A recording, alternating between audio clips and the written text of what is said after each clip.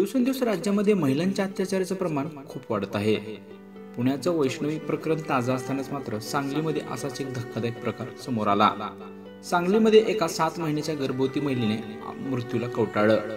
धक्कादायक घटना समोर आली असून सासरच्या मंडळीकडून धर्मांतरणासाठी वारंवार होणाऱ्या छळाला कंटाळून या विवाहितेने आपलं आयुष्य संपवलं अशी माहिती समोर येत आहे। या प्रकरणी कुपवाड MIDC पोलीस ठाण्यात तक्रार दाखल करण्यात आली होती। या तक्रारीवरून पतीसह सासू सासरे या तिघांना अटक करण्यात आली आहे।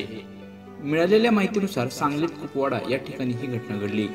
7 महिन्याच्या गर्भवती महिलेने गळफास घेऊन आपलं आयुष्य संपवलं। ऋतुजा राजगे वय वर्ष 27 असं या महिलेचं नाव असून 6 जून रोजी ऋतुजाने तिच्या सासरच्या घरी गळफास घेऊन आपलं आयुष्य संपवलं।